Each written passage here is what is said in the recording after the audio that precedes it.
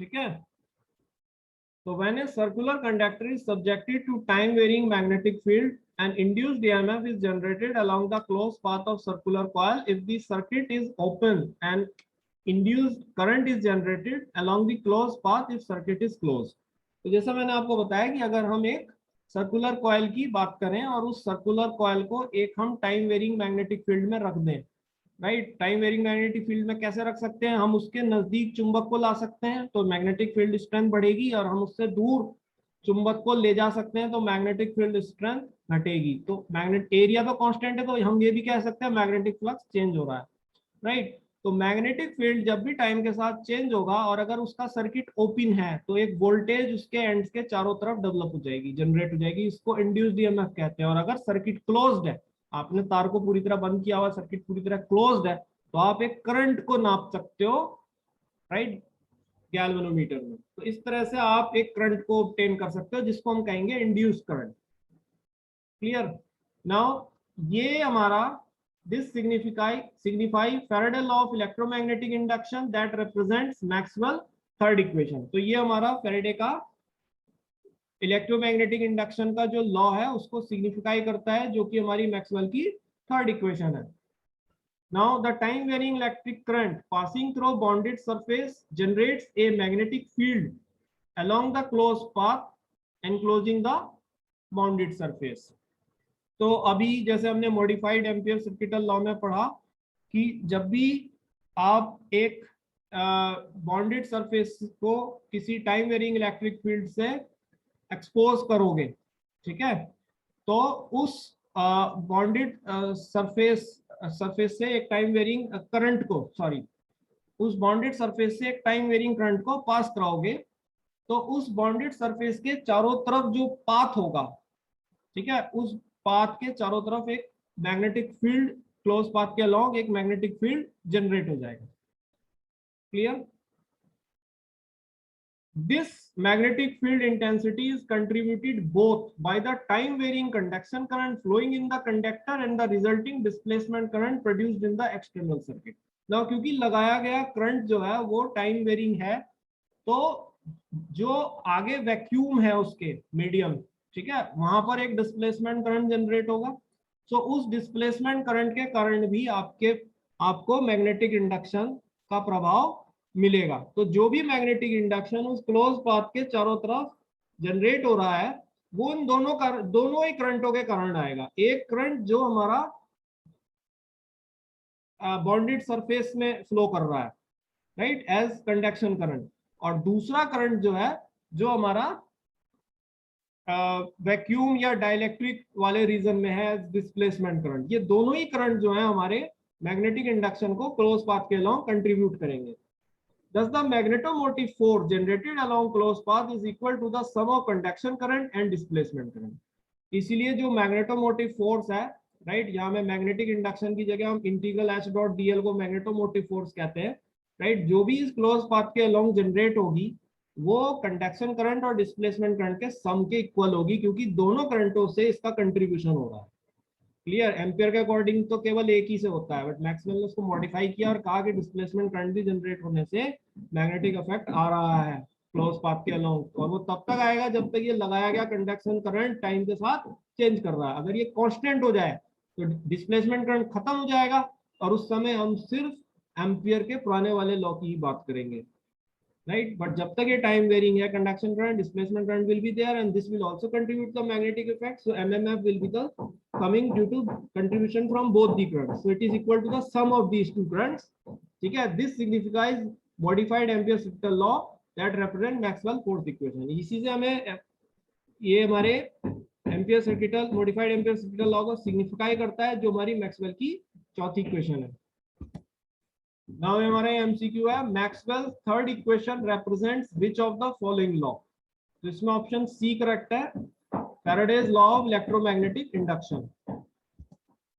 Maxwell's fourth equation represents which of the following law. तो इसमें option हमारा D correct है, modified ampere circuital law. Now the net electric flux passing through the closed surface is proportional to net charge in the bonded volume enclosed by the surface, this is according to, जैसे मैंने अभी आपको बताया था proportionality की बात कर रहे हैं कि जितना भी इलेक्ट्रिक फ्लक्स किसी क्लोज सरफेस से पास हो रहा होता है वो उस वॉल्यूम उस चार्ज वॉल्यूम चार्ज डेंसिटी के प्रोपोर्शनल होता है जो उस बॉन्डेड वॉल्यूम में है कि है जिसको उस क्लोज हेलो में घेरा हुआ है। ठीक है, सो ये हमारा is proportional to net charge, hello right, net charge जितना Q अपॉन एप्सिलॉन नॉट हम कहते हैं उसके प्रोपोर्शनल होगा। तो ये हमारा option A correct, Gauss law in electrostatics है ये। ठीक है, hello now the net magnetic flux passing hello closed surface is, hello the net magnetic flux passing through a closed surface is zero। ठीक है, this is according, sir. yes, sir मैं पूछना चाह रहा हूँ जो आप एमसीक्यू करवा रहे हो, जब जब 17 में एग्जाम होगा इसमें से ही मिल जाएगा क्या सर? देखो काफी हद तक इसमें से आपके आने चाहिए। ठीक है, लेकिन अगर आप एक्स्ट्रा भी कोई कर रहे हैं तो वो भी ओके है, अगर आप नहीं भी कर रहे हैं तो भी बात चलेगी। मैंने 325 क्वेश्चन दे रखे हैं आपको टोटल। अच्छा सर तुम, अच्छा तो सर इसमें से सारे इसमें से मिल हाँ जाएंगे? इसमें से, लेकिन कुछ छोड़ना मत आप, 325 क्वेश्चन कम नहीं होते हैं, बहुत होते हैं। ठीक ठीक है, है सर। हाँ सर अगर जो पेपर टाइम में अगर कुछ हेल्प वगैरह मिल सकती है क्या सर? हाँ, आप मेरे से अगर किसी क्वेश्चन में कोई डिफिकल्टी है आप पूछ सकते हैं उससे। सर क्वेश्चन सेंड कर सकते हैं? क्वेश्चन, हाँ क्वेश्चन भी सेंड कर सकते हो आप। ठीक है, ठीक गूगल सर। गूगल क्लासरूम पे शेयर कर दीजिए, मेरे पास आ जाएगा वो, कोई अगर ठीक ऐसा है। है। ठीक है, या ईमेल कर सकते हो। ठीक है, ठीक है, तो ये net, the net magnetic flux passing through a close surface is zero, this is according to, तो ये ऑप्शन बी करेक्ट है हमारा, गॉस लॉ इन मैग्नेटोस्टैटिक्स से ऐसा है।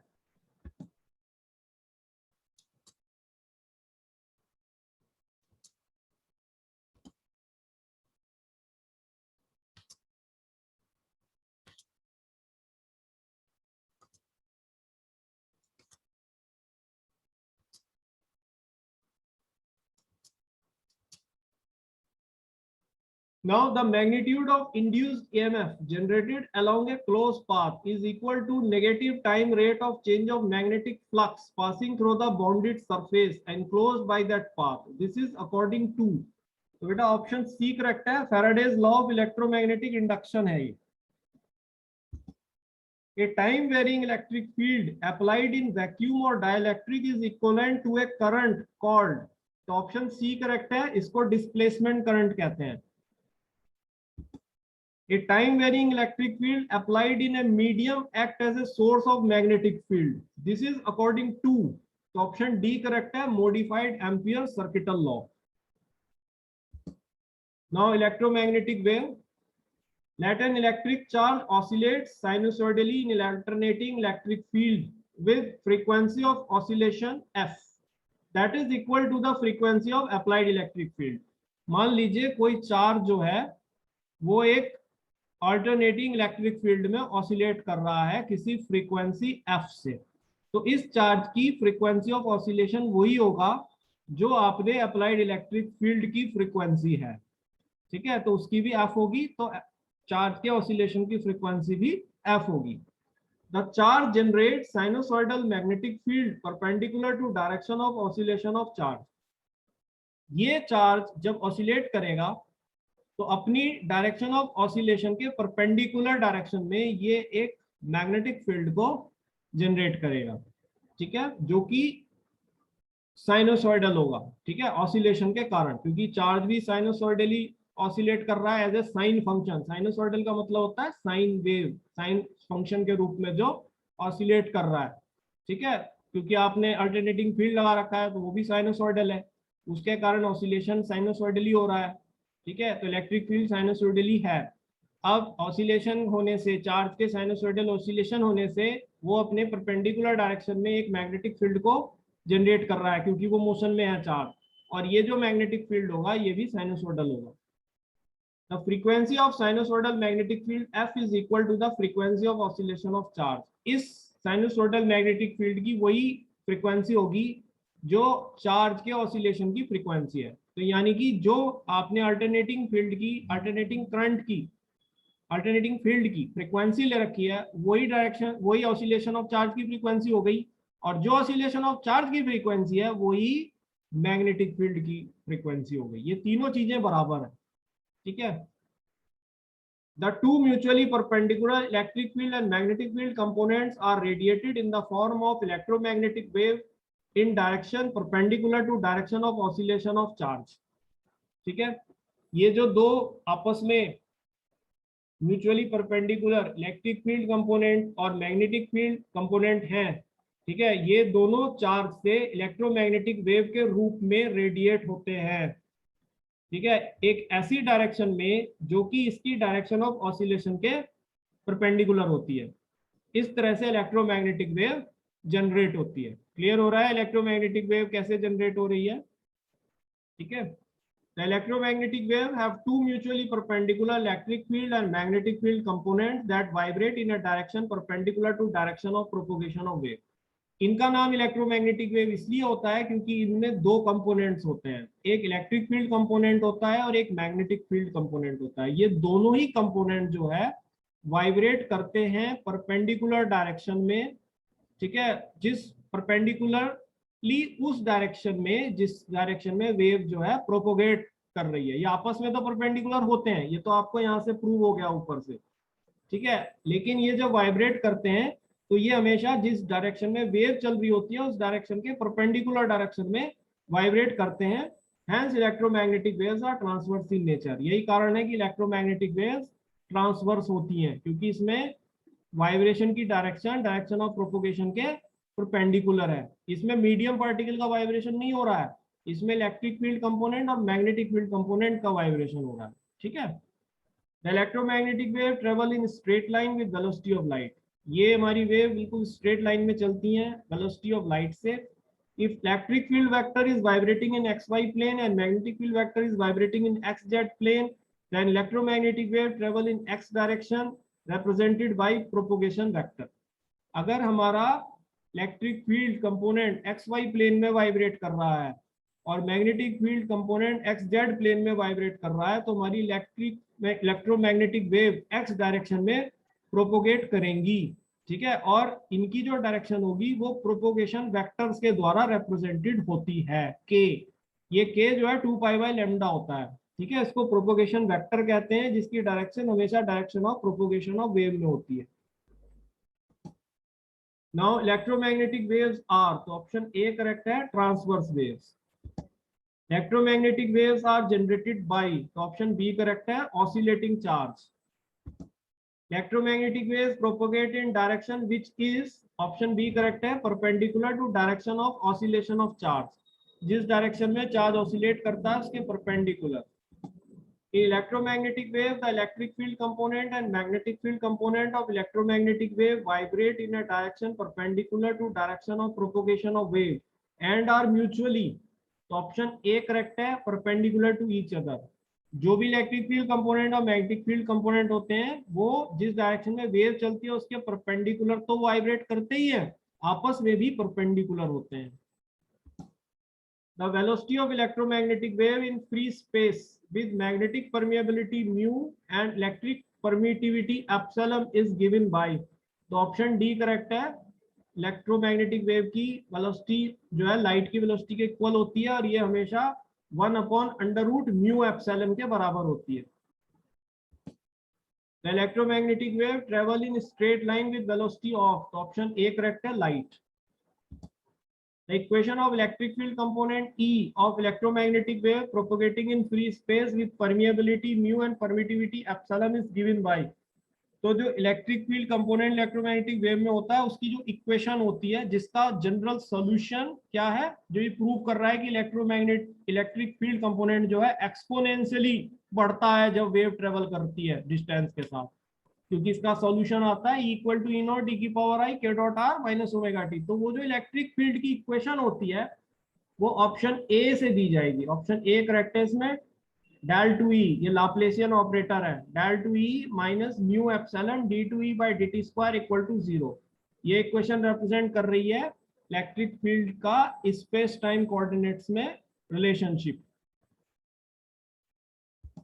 The equation of magnetic field component B of electromagnetic wave propagating in free space with permeability mu and permittivity epsilon is given by, तो option C correct है। जैसी electric field की equation होती है वैसी मैग्नेटिक फील्ड की भी होगी।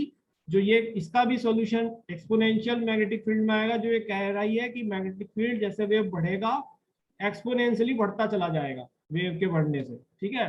तो होगा del two B minus mu epsilon D two B by D T square equal to 0। Option C correct है। नाउ पॉइंटिंग वेक्टर और पॉइंटिंग थ्योरम के बारे में। The energy radiated by oscillating charge in the form of electromagnetic wave is divided into its electromagnetic field component। जो भी energy कोई charge, ठीक है, एमिट करता है, जब वो इलेक्ट्रोमैग्नेटिक वेव के रूप में एमिट करता है कोई रेडिएशन, ठीक है, तो वो जो है उस इलेक्ट्रोमैग्नेटिक वेव का जो इलेक्ट्रोमैग्नेटिक फील्ड कंपोनेंट है, राइट, उसमें डिवाइड हो जाती है, ठीक है। The total energy carried by electromagnetic wave is partially stored in the electric field component, partially in the magnetic field component and partially flows normally out of the closed surface enclosing the bounded volume। जो भी energy कोई electromagnetic wave carry करती है उसका कुछ हिस्सा electric field component में होता है, उसका कुछ हिस्सा मैग्नेटिक फील्ड कंपोनेंट में होता है और उसका कुछ हिस्सा जो है वो क्लोज सरफेस एस से पास करता है, ठीक है। क्लोज सरफेस एस से पास करता है नॉर्मली, जो उसके रास्ते में है, ठीक है, आगे की तरफ डायरेक्ट आगे की तरफ बढ़ता है, ठीक है। तो तीन हिस्सों में ये एनर्जी डिवाइड हो जाती है। Conversely the work done on an electric charge by electromagnetic wave is equal to the decrease in energy stored in electromagnetic field plus the energy flowing out of the close surface enclosing the bounded volume. ये जो ऊपर वाली बात है इसको मैं reverse में भी कह सकता हूँ। पहले ऊपर वाली बात में तो मैंने कहा जो भी एनर्जी चार्ज खो रहा है उस इलेक्ट्रोमैग्नेटिक रेडिएशन के रूप में वो तीन हिस्सों में जा रही है, कुछ इलेक्ट्रिक फील्ड में, कुछ मैग्नेटिक फील्ड में और कुछ क्लोज सरफेस एस से पास हो रही है। ये रिवर्स बात में कह रहा हूं कि जितना भी काम किसी चार्ज पे किया जा रहा है उल्टा, ठीक है, वो उतना ही है जितनी एनर्जी इलेक्ट्रोमैग्नेटिक फील्ड से डिक्रीज हो रही है। अब मैं इलेक्ट्रोमैग्नेटिक फील्ड, इलेक्ट्रिक फील्ड या मैग्नेटिक फील्ड दोनों से जो एनर्जी डिक्रीज हो रही है प्लस जो एनर्जी क्लोज सरफेस एस से फ्लो कर रही है उसके इक्वल होगा, ठीक है। And this is called Poynting theorem that is based on law of conservation of energy. इसको पॉइंटिंग थ्योरम कहते हैं जो कि एनर्जी के कंजर्वेशन पर आधारित होती है। The power flowing normally out of the close surface per unit area in the direction of propagation of wave is called Poynting vector, ठीक है। तो ये पॉइंटिंग वेक्टर अलग चीज है। पॉइंटिंग वेक्टर होता है जो भी पावर किसी क्लोज सरफेस एस के यूनिट एरिया से फ्लो करती है उस डायरेक्शन में जिस डायरेक्शन में वेव प्रोपोगेट कर रही है। ये इंपॉर्टेंट बात है, पूरे क्लोज सरफेस से मत दिखा देना, हमें केवल वो डायरेक्शन देख लेनी है उस क्लोज सरफेस में जिसमें वेव प्रोपोगेट कर रही है। उस डायरेक्शन में उस क्लोज सरफेस एस के यूनिट एरिया से एक सेकंड में जो एनर्जी फ्लो कर रही है या उस यूनिट एरिया से जो पावर फ्लो कर रही है, ऐसे कह सकते हो, उसको पॉइंटिंग वेक्टर कहते हैं, ठीक है।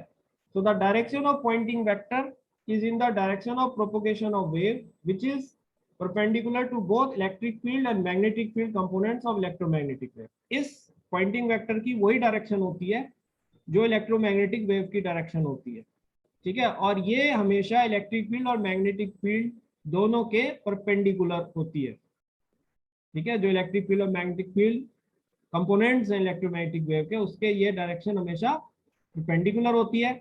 Hence pointing vector is cross product of E and H। यही कारण होता है कि pointing vector E और H का cross product लिया जाता है। Pointing vector at a point depends on the root mean square value of electric field component of electromagnetic wave at that point and the characteristic impedance of the medium।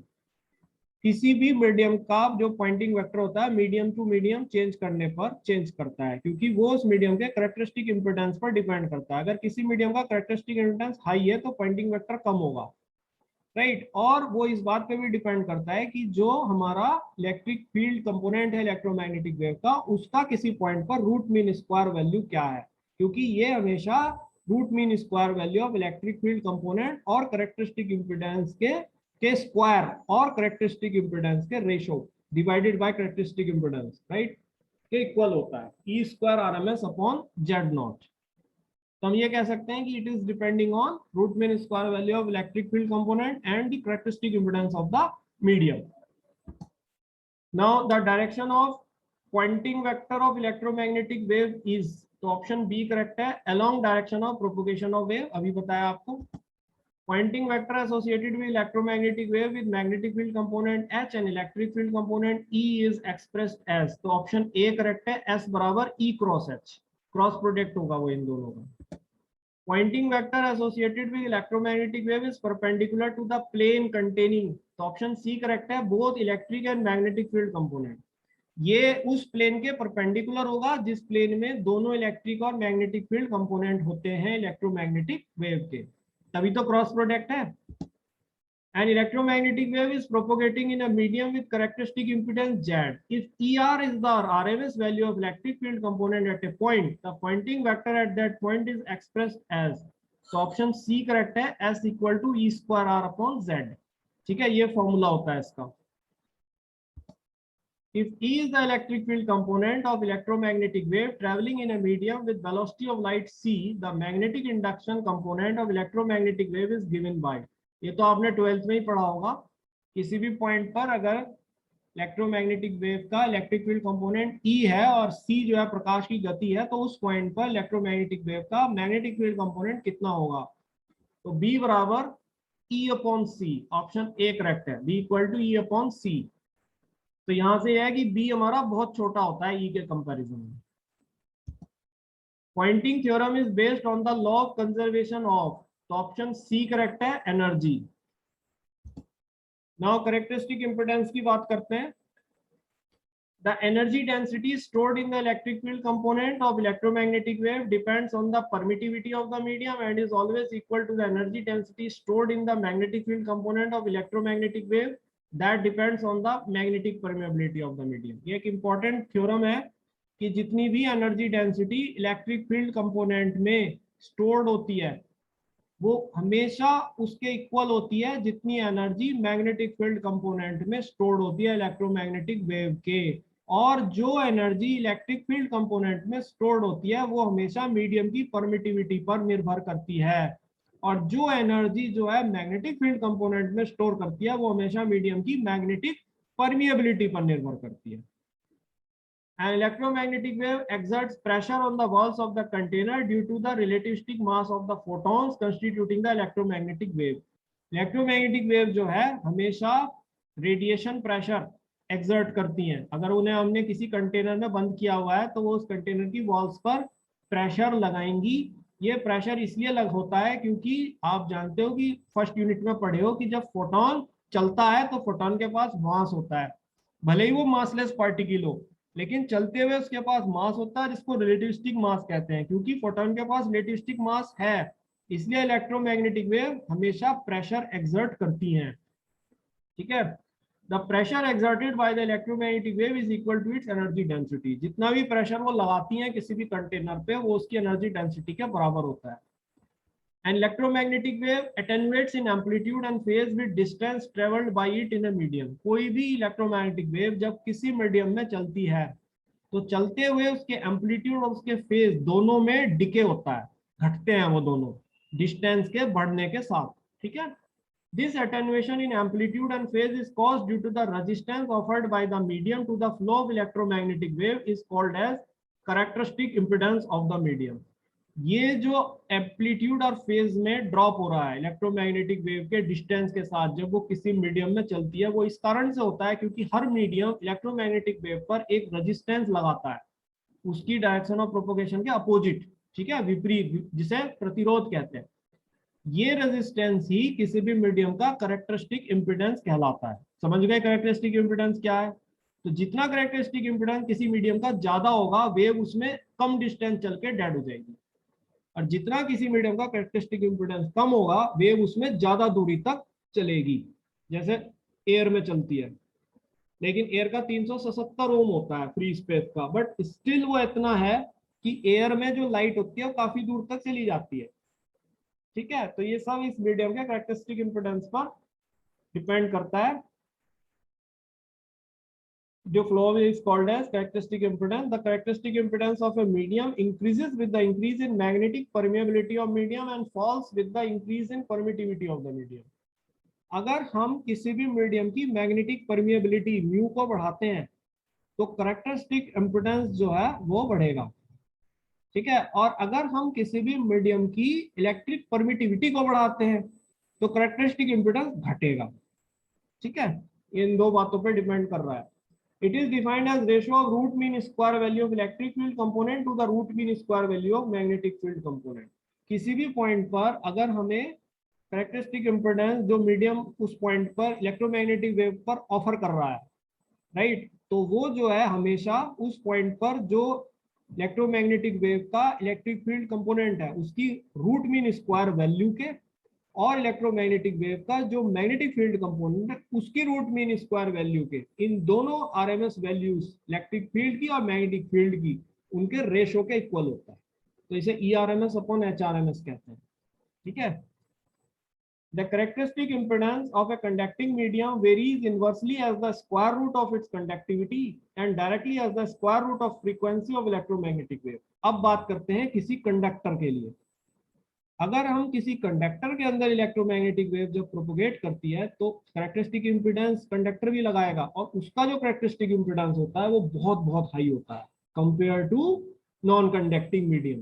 कारण क्या है कि conducting medium में जो characteristic impedance होता है वो frequency of wave के स्क्वायर रूट के डायरेक्टली प्रोपोर्शनल होता है और मीडियम की जो कंडक्टिविटी है उसके स्क्वायर रूट के इनवर्सली प्रोपोर्शनल होता है। लेकिन frequency of the electromagnetic wave क्योंकि बहुत हाई होती है, आप जानते हो 10 की पावर 12-11 तक हर्ट्ज में होती है, तो इतनी हाई फ्रीक्वेंसी पर जो कैरेक्टरिस्टिक इम्पीडेंस ऑफर किया जाता है by the conducting medium to the electromagnetic wave is very high.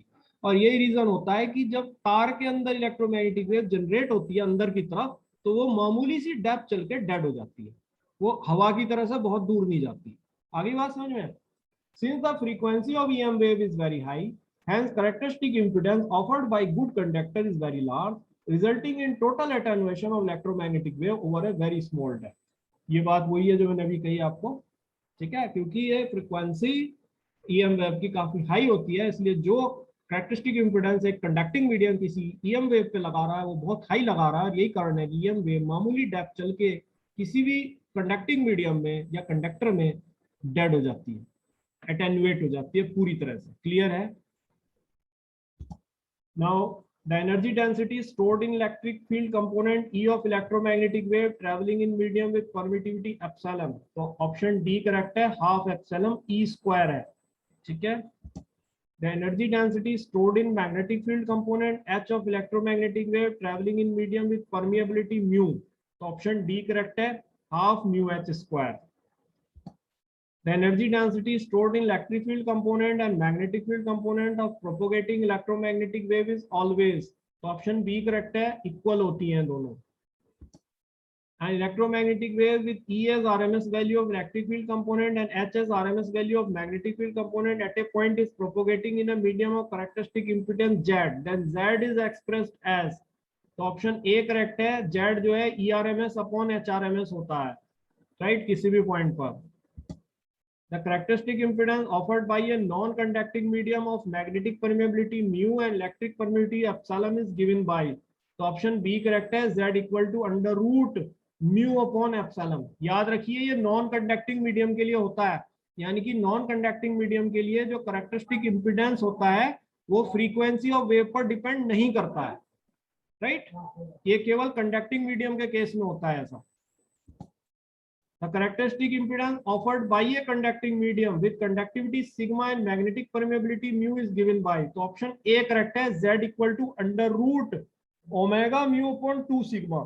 तो यहाँ देखो ये ओमेगा जो है न्यूमरेटर में आ रहा है अंडर रूट, तो ओमेगा के बढ़ने से Z बढ़ेगा, ठीक, कंडक्टिंग मीडियम में, इसलिए Z हाई होगा और Z के हाई होने से वेव जल्दी डेड होती है तारों में कंपेयर टू हवा। क्लियर हो गया? जबकि हवा में ये under root mu by epsilon होगा।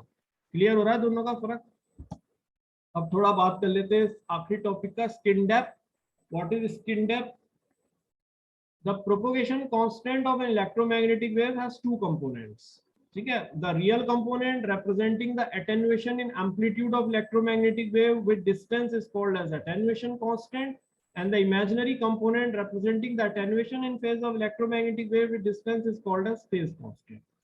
जब भी कोई वेव चलती है तो उसके साथ एक प्रोपोगेशन कांस्टेंट होता है, प्रोपोगेशन कांस्टेंट, राइट, जो उसके एटेन्युएशन की बात को बताता है. सो ये जो प्रोपोगेशन कांस्टेंट होता है इसके दो कंपोनेंट होते हैं. एक रियल कंपोनेंट होता है जो उसके एम्पलीट्यूड के एटेन्युएशन की बात को बताता है, उसको हम एटेन्युएशन कांस्टेंट कहते हैं, और एक उसका इमेजिनरी कंपोनेंट होता है जो उसके फेज के एटेन्युएशन की बात कहता है, जिसको हम फेज कांस्टेंट कहते हैं. इस प्रकार से प्रोपोगेशन कांस्टेंट एक कॉम्प्लेक्स नंबर है जिसके दो पार्ट्स होते हैं. Real part is called as attenuation constant and imaginary part is called as phase constant. ठीक है, both the components is proportional to the square root of frequency of electromagnetic wave. Right, ये दोनों component attenuation constant और phase constant ये हमेशा electromagnetic wave की frequency के square root के प्रोपोर्शनल होते हैं, यानी कि जितनी हाई फ्रीक्वेंसी होगी उतने ज्यादा वैल्यू इन कांस्टेंट्स की होती है. Right, when an alternating current flows on the surface of conductor it generates an electromagnetic wave that attenuates rapidly with depth inside the conductor. जब कोई ऑल्टरनेटिंग करंट किसी conductor की सरफेस पर flow करता है तो उसके फ्लो होने से एक इलेक्ट्रोमैग्नेटिक वेव जनरेट होती है जो कि डेप्थ के साथ एटेन्युएट होती है. ठीक है, बहुत तेजी के साथ कंडक्टर की. The electromagnetic wave has maximum amplitude at the surface of conductor. तो इससे हम ये निष्कर्ष निकालते हैं कि इस ईएम वेव का जो मैक्सिमम एम्पलीट्यूड होता है वो उसकी कंडक्टर की सरफेस पर होता है. The depth at which the amplitude electric field component of electromagnetic wave decays to 37.5% of its value at the surface is called as skin depth. Skin depth जो है ये वो डेप्थ है, ठीक है, जिस तक इलेक्ट्रिक फील्ड कंपोनेंट का जो एम्पलीट्यूड है वो अपनी सरफेस की वैल्यू का 37.5% हो जाता हो कंडक्टर के अंदर. राइट, ये वो डेप्थ है जो कंडक्टर की सतह से नापी गई है कंडक्टर के अंदर, जिस तक इलेक्ट्रिक फील्ड कंपोनेंट अपनी सरफेस की वैल्यू का एम्पलीट्यूड में 37.5% वैल्यू रखता हो अपने एम्पलीट्यूड की. राइट, जो वो सरफेस पे रख रहा है सबसे हाई रख रहा है, और जैसे जैसे अंदर जा रहा है उसका एम्पलीट्यूड घटता जा रहा है, तो जिस डेप्थ पे वो अपनी वैल्यू को 37.5% कर दे, दैट इज स्किन डेप्थ. पूरी तरह डेड ना हो, वो नहीं होती स्किन डेप्थ की पूरी तरह वो डेप्थ निकाल दो जहाँ वो डेड हो गया. नो, जहाँ वो अपनी इनिशियल वैल्यू का एम्पलीट्यूड, अपनी इनिशियल एम्पलीट्यूड का जो उसकी सरफेस पे हाईएस्ट वैल्यू है 37.5% होता है. The skin depth in good conductor is inversely proportional to square root of frequency of alternating current flowing on the surface or on the frequency of electromagnetic wave attenuating with depth. ये skin depth हमेशा जो frequency है electromagnetic wave की, या हम ये कह सकते हैं जो फ्रीक्वेंसी अल्टरनेटिंग करंट की जो कंडक्टर की सरफेस पे फ्लो कर रहा है, उस फ्रीक्वेंसी के स्क्वायर रूट के इनवर्सली प्रोपोर्शनल होती है. Right, The greater is the skin depth, greater is the power loss from conductor. तो हम ये कह सकते हैं कि अगर किसी भी अल्टरनेटिंग करंट की फ्रीक्वेंसी हाई है तो स्किन डेप्थ कम होगी, या इलेक्ट्रोमैग्नेटिक वेव की फ्रीक्वेंसी हाई है तो स्किन डेप्थ कम होगी. और स्किन डेप्थ जितना ज्यादा होता है, ठीक है, उतना ज्यादा कंडक्टर से पावर लॉस होता है. In order to reduce the skin depth and power loss, we must consider alternating current of high frequency. इसलिए अगर हम चाहते हैं कि किसी भी कंडक्टर से पावर लॉस कम हो तो हम ऐसे अल्टरनेटिंग करंट का चुनाव करें जिसकी फ्रीक्वेंसी ज्यादा है, क्योंकि अगर फ्रीक्वेंसी हाई ले रहे हैं आप तो स्किन डेप्थ कम होगी, स्किन डेप्थ कम होगी तो पावर लॉस कम होगा. In case of direct current, the skin depth is infinite, which indicates that direct current flows inside the conductor rather than on its surface and contributes to higher power loss compared to alternating current. अगर हम बात करें direct current की, तो direct current के case में जो skin depth होती है वो इनफाइनाइट आती है. ठीक है, तो ये इंडिकेशन आ रहा है कि डायरेक्ट करंट जो है वो सतह पे फ्लो नहीं करता, कंडक्टर के अंदर फ्लो करता है, क्योंकि वजह से स्किन डेप्थ इनफाइनाइट है. और डायरेक्ट करंट के केस में पावर लॉस अल्टरनेटिंग करंट के से रिलेटिवली हायर होती है क्योंकि इसकी स्किन डेप्थ इनफाइनाइट है. Now these are some MCQs. The propagation constant gamma of an electromagnetic wave propagating in a medium is a complex quantity. Its real component is called, तो option B correct है, attenuation constant कहते हैं इसको. The propagation constant gamma of an electromagnetic wave propagating in a medium is a complex quantity. Its imaginary component is called, तो option A correct है, phase constant कहते हैं imaginary component को. Attenuation constant alpha of an electromagnetic wave of angular frequency propagating in a medium with conductivity sigma and magnetic permeability mu is given by. Option B correct है, alpha equal to under root omega mu sigma by 2 होता है attenuation constant. The phase constant beta of an electromagnetic wave of angular frequency omega propagating in a medium with conductivity sigma and magnetic permeability mu is given by. तो option B correct है, beta equal to under root omega mu sigma by 2. ये वही है जो आपका attenuation constant है. The radiation pressure P exerted by an electromagnetic wave is related with its energy density U as. तो option B correct है, ये energy density के इक्वल होता है, P equal to U. If S is the Poynting vector associated with electromagnetic wave in direction of its propagation and C is the velocity of light, the energy density U of the electromagnetic wave is expressed as. तो option C correct है, energy density U equal to S upon C होगा, क्योंकि ये energy per unit volume है, right. तो energy per unit volume is energy per metre cube. Poynting vector है energy per unit area per unit time, ठीक. और velocity है metre पर सेकंड. तो पर सेकंड से पर सेकंड कैंसिल हो गया, मीटर से मीटर डिनोमिनेटर में, मीटर से मीटर स्क्वायर मल्टीप्लाई हो गया, एनर्जी ऊपर आ ही रहा है. तो energy per metre cube dimension देखो दोनों के सेम आ रहे हैं, तो इसलिए ऑप्शन सी करेक्ट है, U equal to S upon C. The skin depth attained by an electromagnetic wave of frequency f propagating inside a conductor with conductivity sigma is expressed as. तो option A correct है, del equal to under root 1 upon pi F mu sigma. Sigma इस medium की conductivity है, F frequency है, mu magnetic permeability है medium की. The skin depth attained by an electromagnetic wave of frequency f propagating inside a conductor with conductivity sigma is reciprocal of. Option C correct है, attenuation constant. The skin depth attained by traveling electromagnetic wave in poor conductor is independent of. तो option A correct है, frequency of wave. Poor conductor में जो skin depth होती है वो frequency पर depend नहीं करती है. The skin depth attained by traveling electromagnetic wave in good conductor is dependent on. तो ऑप्शन डी करेक्ट है, all of the above. ठीक है, ये फ्रीक्वेंसी ऑफ वेव पे भी डिपेंड करेगी, ये कंडक्टिविटी पे भी डिपेंड करेगी, ये मैग्नेटिक परमेबिलिटी पे भी डिपेंड करेगी जो स्किन डेप्थ होता है गुड कंडक्टर के केस में. Power loss from a conductor increases with increase in. Option A correct है, skin depth. When a direct current flows inside the conductor, the skin depth is. Option D correct है, infinite. So this completes today's unit. So let us meet tomorrow.